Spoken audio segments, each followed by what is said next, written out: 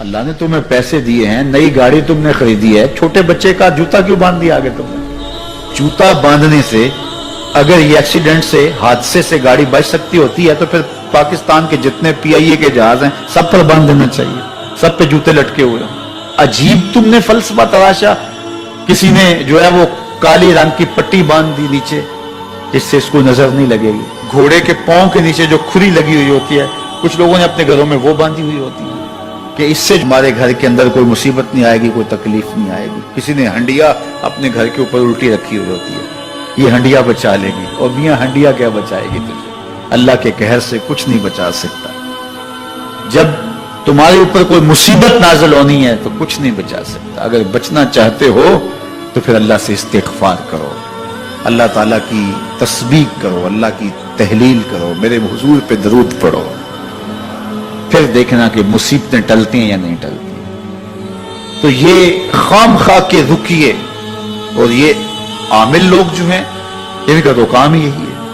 ان کا کام چلتا ہے لوگ ذوف الاعتقادی میں مبتلا رہے ہیں اور یہ کہہ دیتے ہیں کہ آپ کے خاندان میں ایک منحوس عورت ہے, یہ اس کا کیا ہوا ہے, تو کوئی نہ کوئی منحوس تو پہلے ہی انہوں نے طے کر رکھی ہوتی ہے, فوراً ذہن وہاں جا کلک ہو جاتا ہے.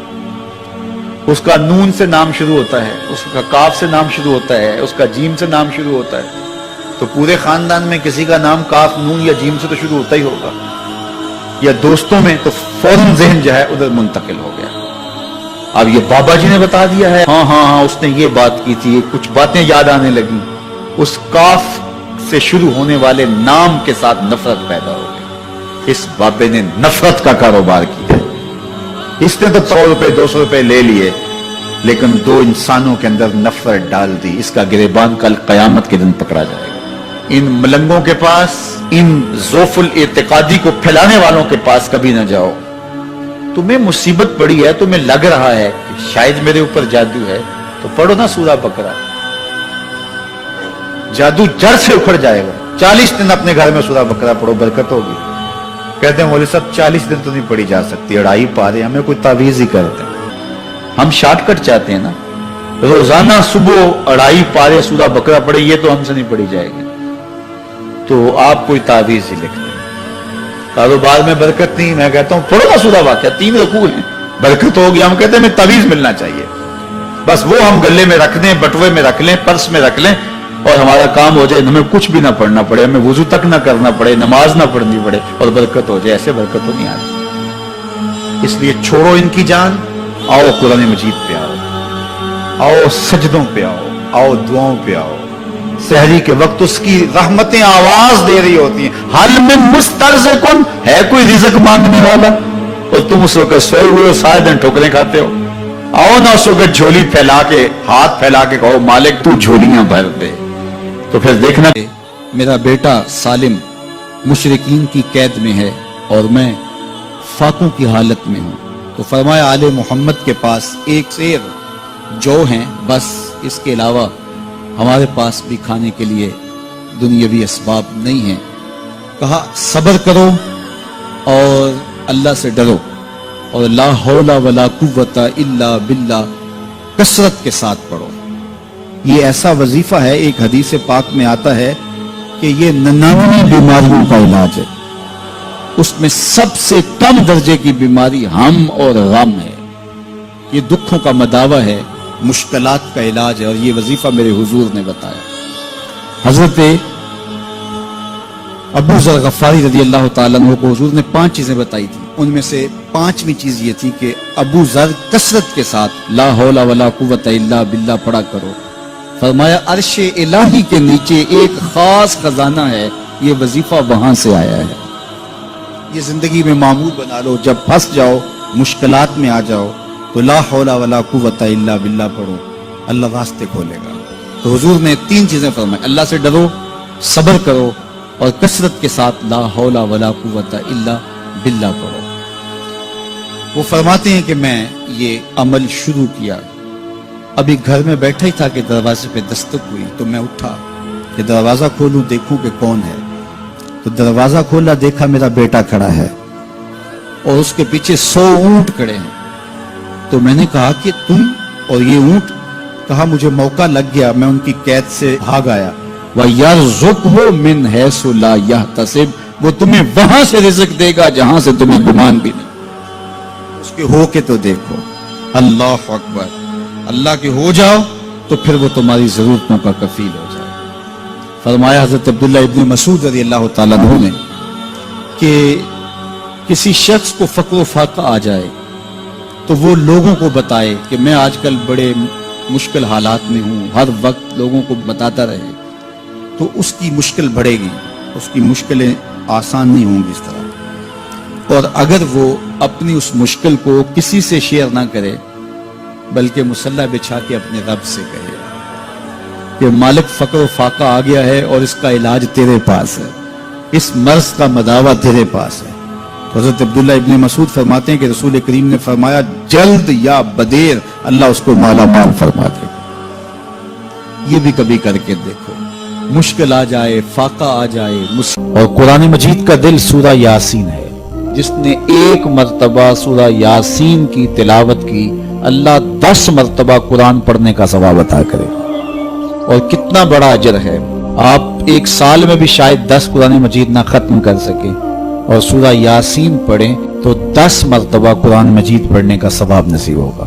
تو اپنی صبح کا آغاز سورہ یاسین سے کیا کریں، نماز فجر کے بعد اشراق تک سورہ یاسین پڑھ لیا کریں۔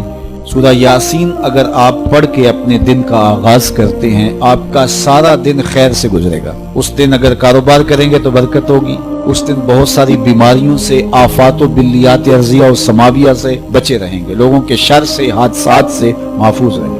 میرے حضور نے ارشاد فرمایا قرآن مجید میں ایک سورت ہے جس کی 30 آیات ہیں، اگر کوئی شخص اس کی تلاوت کرتا ہے تو وہ سورت پڑھنے والے کی شفاعت کرتی ہے، اور اتنی بار شفاعت کرتی ہے کہ اس کو بخشوا کے چھوڑتی ہے۔ وہ سورت کون سی ہے؟ وَهِيَ تَبَارَكَ الَّذِي بِيَدِهِ الْمُلْكُ، یہ سورۃ الملک ہے، 30 آیتیں ہیں۔ جو شخص اس کی تلاوت کرے یہ اتنی بار سفارش اللہ کی بارگاہ میں کرتی ہے کہ اپنے پڑھنے والے کو بخشوا کے چھوڑتی ہے۔ تو اپنے دن کا آغاز سورہ یاسین سے کریں اور اپنی شب کا آغاز سورہ ملک سے کریں۔ سونے سے پہلے سورہ ملک کی تلاوت ضرور کر لیں، انشاءاللہ اس سے رات برکت سے گزرے گی۔ جس نے ایک دن میں 100 مرتبہ سبحان اللہ و بحمدہ پڑھا، کتنی مرتبہ؟ 100 مرتبہ کیا پڑھا؟ سبحان اللہ و بحمدہ، فرمایا کہ اس کے گناہ سمندر کی جھاگ کے برابر بھی ہوں تو اللہ معاف فرما دے گا۔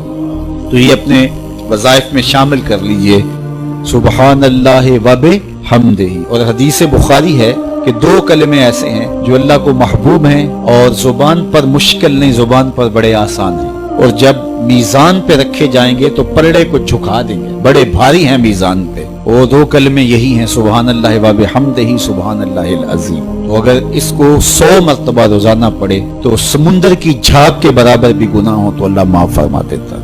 اللہ فرماتا ہے ما یفعل اللہ بعذابکم، وہ تمہیں عذاب دے کے کیا کرے گا؟ ذرا لہجہ دیکھیے، ذرا انداز، ما یفعل اللہ بعذابکم، وہ تمہیں عذاب دے کے کیا کرے گا؟ تم اس کی مخلوق ہو، اپنے دستے قدرت سے اس نے تمہیں بنایا ہے، تو وہ تمہیں عذاب دے کے کیا کرے گا؟ اس کی ضرورت نہیں ہے کہ تمہیں عذاب دے، نہ اس کی چاہت ہے کہ تمہیں عذاب دے، کوئی خود چھلانگے لگائے تو اس کی مرضی۔ فرمایا کہ ما یفعل اللہ بعذابکم، وہ تمہیں عذاب دے کے کیا کرے گا؟ ان شکرتم و آمنتم، اگر تم شکر ادا کرو اور ایمان لاؤ تو وہ تو قدردان ہے جو کوئی اس کا شکر کرتا ہے اور جو اس پر ایمان لاتا ہے۔ تو اللہ اس کے لیے عذاب نہیں رکھا، اس کے لیے رحمتیں رکھی ہوئی ہیں۔ تمہیں دستے قدرت سے بنایا ہے اور وہ تمہیں خوش دیکھنا چاہتا ہے، تمہیں خوشحال دیکھنا چاہتا ہے، تمہیں سرشار دیکھنا چاہتا ہے، تمہیں نہال دیکھنا چاہتا ہے، تمہاری زندگی کو خوشگوار دیکھنا چاہتا ہے۔ تم نے اپنے آپ کو خود اپنے اعمال کی وجہ سے مصیبتوں میں ڈالا ہے، تو کہا شکر کرنے کی عادت ڈال لو، دیکھنا پھر اللہ تعالیٰ جل شانہ کی رحمتیں تمہارے اوپر کس طرح اترتی ہیں، اس کی نوازشیں تمہارے اوپر کیسے برستی ہیں۔ توکل اگر ہم سیکھ جائیں تو توکل ایک ایسی دولت ہے کہ جو خوشحال زندگی کی ضمانت بنتی۔ جب ہم اللہ پر توکل نہیں کرتے اور ہم سمجھتے ہیں یہ سب کچھ ہماری محنت کا نتیجہ ہی ہوگا، اور نتیجہ جب نہیں آتا تو پھر ہم بے چین مضطرب ہو جاتے ہیں، اور جب ہم اس پہ توکل کر لیں تو پھر ہمارا صرف اتنا ہی کام ہے کہ میاں ہم یہ کام کر رہے ہیں، بس یہ حکم، ہم بیج بو رہے ہیں، بس یہ حکم ہے اور بو رہے ہیں، باقی اس پہ بھروسہ ہے، یہ کام اس کا ہے کہ اس نے اس کو اگانا ہے، اس کے اوپر پھل لگانے ہیں۔ تو جب اس پہ توکل ہو جائے تو بندہ سوکھا رہتا ہے، ورنہ بندہ مشکل میں مبتلا ہو جاتا ہے۔ بسا اوقات ایسا ہوتا ہے کہ بندہ ایک منصوبہ تیار کرتا ہے، اس کا عملی نتیجہ اس کو سامنے نظر آ رہا ہوتا ہے، لیکن نتیجہ بالکل الٹ جاتا ہے۔ سید علی المرتضیٰ فرماتے ہیں میں نے اپنے ارادوں کی شکست سے ہی اپنے رب کو پہچانا ہے، کہ میں ایک منصوبہ تراشتا ہوں کہ یہ اور یوں ہوگا اور وہ ہونا چاہیے، لیکن نتیجہ وہ نہیں آتا، تو کوئی طاقت ہے اس کا جو نتیجہ بدل دیتی ہے۔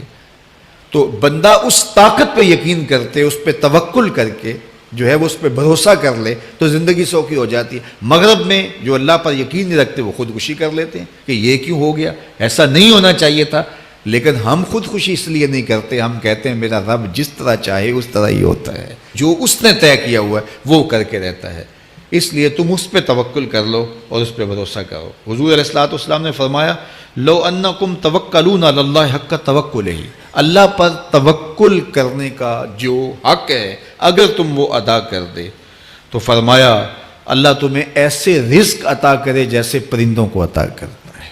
ہمارا تو کاروبار ہے، یہ فیکٹری ہے، یہ دکان ہے، یہ ہماری نوکری ہے، ہم نے یہاں سے کمائی کرنی ہے۔ پرندوں کا کوئی کاروبار نہیں ہوتا، کوئی نوکری نہیں ہوتی، کوئی ٹھیا، کوئی اڈا نہیں ہوتا جہاں جا کے انہوں نے رزق کے لیے کوئی آغاز کرنا ہوتا ہے، بلکہ حضور نے فرمایا تغدو خماسا وتروح بطانا، جب وہ صبح گھر سے نکلتے ہیں تو خالی پیٹ نکلتے ہیں اور انہیں کوئی اپنی منزل کا تعین نہیں ہوتا، جدھر خیال آیا اڑ گئے ادھر، لیکن کبھی ایسا نہیں ہوا کہ شام کو خالی پیٹ واپس آئے ہوں، کہا وہ پیٹ بھر کے آتے ہیں۔ باہو بولے بن توکل پنچھی اڑ دے، خرچ نہ پلے زیرا ہو، جب گھر سے اڑتے ہیں تو ان کے پلے نہ کوئی خرچ ہوتا ہے، نہ راس المال ہوتا ہے، نہ کوئی اوزار ہوتے ہیں، نہ کوئی ہتھیار ہوتے ہیں، کچھ بھی نہیں ہوتا، یوں ہی گھر سے نکلتے ہیں، کبھی بھی خالی پیٹ نہیں آئے۔ فرمایا اگر اللہ پہ پرندے توکل کر لیں تو اللہ اسے بھی عطا کرتا ہے، تم توکل کرو گے تو تمہیں عطا نہیں کرے گا۔